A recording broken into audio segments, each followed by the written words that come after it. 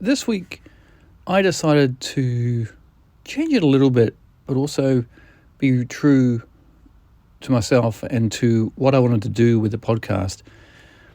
This week I wanted to do and talk about my journey as a dad with both the boys, both Jamie and Joshua, because it's so different to have a child with special needs and then you have a second child a couple of years later who is essentially typical, in a sense, a typical child.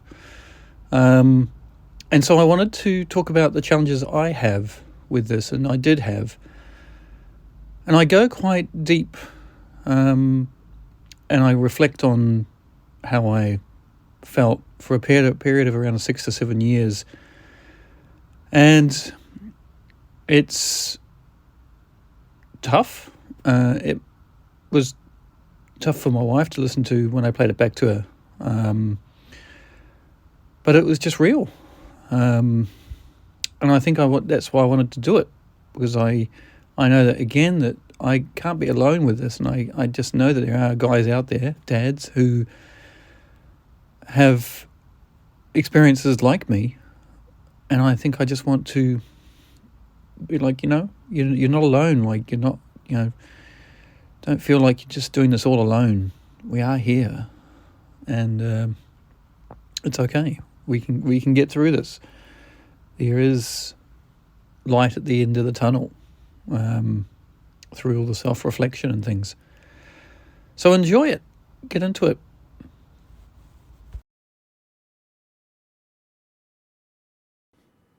Welcome and hello. Hello to you. Yes, you. Thank you for giving your time, and thank you for giving me your ear. I really appreciate it. Thanks for coming back and listening to another episode for those who have been listening in. And for those who have just maybe found the podcast, Life with Jamie Moore, thanks for having a listen. I hope that this one, I hope you enjoy it. So maybe just to kind of give a bit of a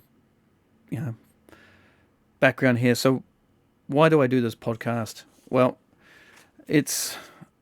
I felt like I was so alone in my battles with raising Jamie. Being here in Japan really did accentuate this and made things even harder for me. However, with this going on, I didn't know I was suffering until I hit the mother of all walls in on the 20th of March 2019. So Jamie has kept us busy with life since April 2008, and then Joshua, his brother, in September 2010. I actually do often think that me and Junko are slightly bonkers with this. We are slightly bonkers with how we went ahead with child number 2. We were about 2.5 years in when Josh popped out. Jamie was just standing at this stage. He was about 2.5 when I got a video of him standing up and then falling down. Around his birthday, he made the first ever steps. I think it was about his 3rd birthday. He made his first ever steps to me in another video. In both of these videos, I can see and hear how happy I am and how proud I am. And also how relaxed I seem. So 3 became 4. And what was really interesting was the difference in development between both the 2 boys. Joshua was strong, he was moody, and he was vocal. The total opposite of Jamie. I remember looking back at a video of Joshua pushing the washing basket around the kitchen floor with Jamie sitting in it. Josh was very different. He had muscle tone. Jamie and Josh are some of the best things that have come into my life. As they have grown up, I've been able to reflect how I was as their dad. For the period of about 6 to 7 years, when Jamie was between 5 and 11 and Joshua was between 3 and 9 years old. During these 6 years, I think that, unfortunately, I was at my worst. I can say this because I know that during that time, I don't think I was fully present mentally with the family because of work, overrunning. I allowed it to overrun and rule my life there, and running the school, which ran so many aspects of my life. I think Joshua didn't get enough attention from me as his dad during these years. And while I can't change the past, I can learn and reflect and ensure that I give him the absolute best of me now. During that time, Jamie naturally needed so much more of my attention. And Junko's attention as well, of course. Which was only natural because Jamie needed so much more attention, so much more help with everything. I have to be honest kind of with this because this is a huge part of how I am as his dad today. My mother would often say it's natural to give Jamie more attention because of how he is, which validated it, but it also didn't sound right. I seemed to lack the connection with Joshua because I found myself often gravitating to Jamie with his needs more often, leaving Joshua to his own devices in a way. So Joshua became Mummy's boy and Jamie became Daddy's boy. This was tough for me because I felt that I really wanted to connect with him so much more, and I just didn't know how to. I didn't seem to have the answer of how I could share my time with both Joshua and Jamie, who needed it so much more than Joshua did. However, Joshua needed me so much more than I ever imagined. Those 6 or 7 years are now behind me, are still there, and I can't forget them. So I have to move forward and learn, and need to learn from my own experiences during that time, because I feel that I've failed one of my children. It is hard to say, and it is possibly very hard to listen to, but it is real. And I need to say it, and I need to hear myself say it for me to really move forward on this. Since March 2019, I've been able to build on connecting with Joshua, little by little, and forging a closer bond with him. And now I feel we are back on track and making really good progress as father and son. He is entering life as a teenager now, and Jamie is 2 years ahead of him, and I have to realign my focus again as their dad, to be open, to be honest, and to be human to myself, which is so bloody important.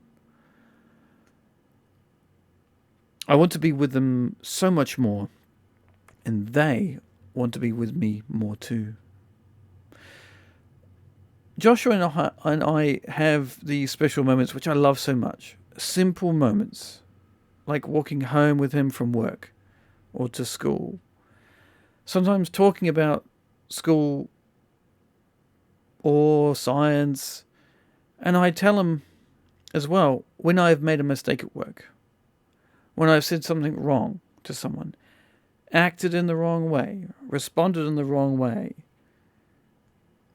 I tell him because it makes him see I'm not this perfect guy. I'm not this perfect dad. His dad is human and he makes mistakes and he owns up about them. I make mistakes and I apologize. He hears me. He listens to me. He asks questions. And I give him honest answers to the best of my ability. Since I have started this open approach with him, I feel that we have such a beautiful bond now, which grows every time we have these moments. They are such great moments. I love them. I realized the other day that Joshua doesn't really know what Down syndrome really is, which surprised me because I kind of expected him to know. But of course he doesn't know what Down syndrome is really. So I told him about the 21 chromosomes and how Jimmy is autistic as well, and outlined a couple of things about autism to help him understand. But what was funny, it was funny because in a way, it was just like an extra piece in the puzzle for him.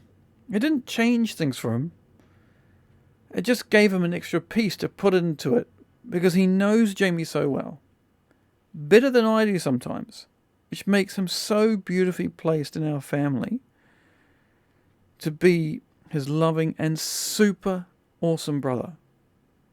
As life goes forward for both Joshua and Jamie, there are more questions than answers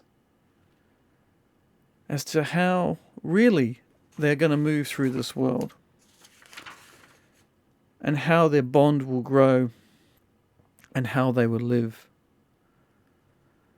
For now, at the moment, I just have to keep it real. And I will do this because I will continue to focus on my own mental health and improve how I am as their dad. Because when I do that, good things will come from this. I'm so sure.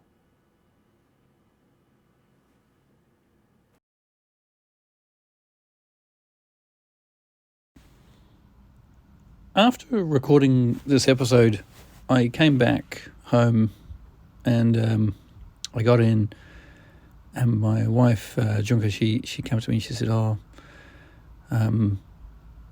yeah, Joshua, he told me what he had said. I was like, what are you talking about? What do you mean? And what it was previously in the evening, just before I left to head down to work, Joshua was kind of telling us about an incident that happened at his school and one of the classmates.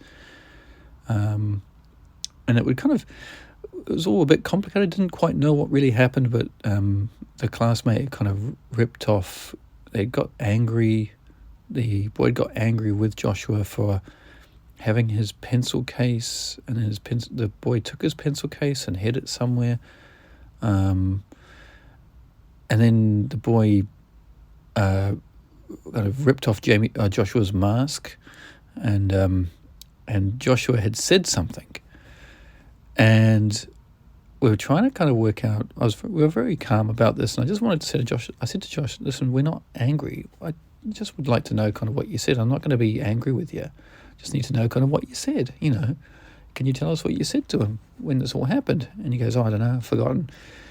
And then he said, "I said the C word." And so naturally, me and my wife look at each other and we're like, "The C word?"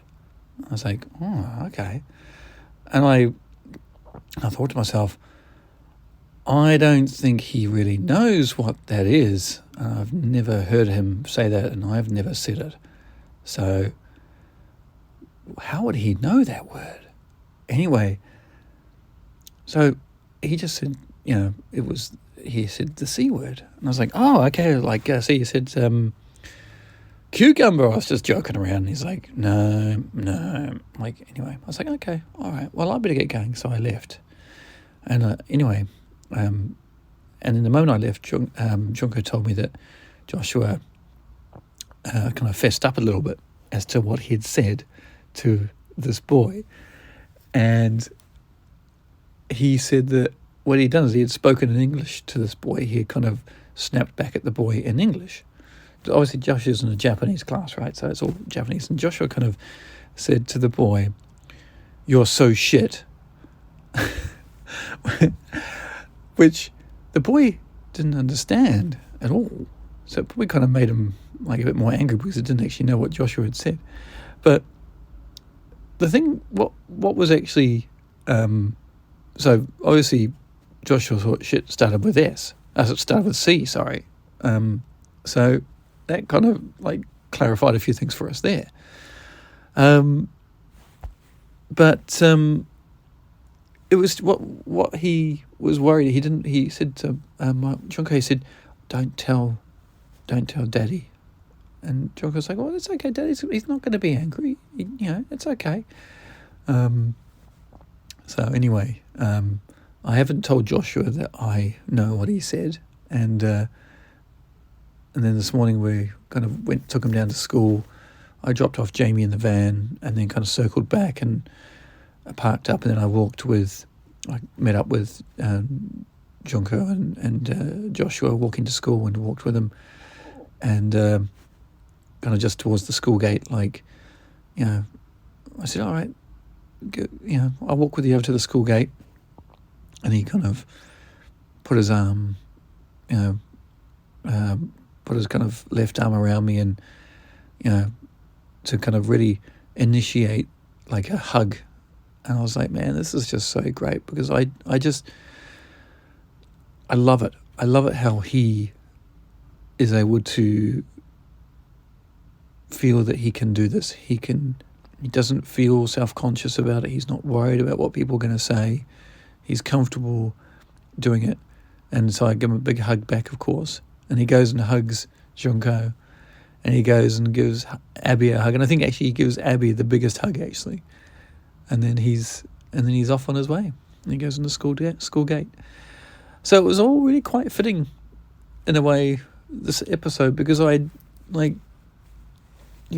decided very, very last minute. In fact, I didn't know I was going to do this episode about Joshua and Jamie and their relationship and my relationship with them and all that stuff, until I actually sat down at my desk at work and started to kind of think about it and type up what I wanted to say.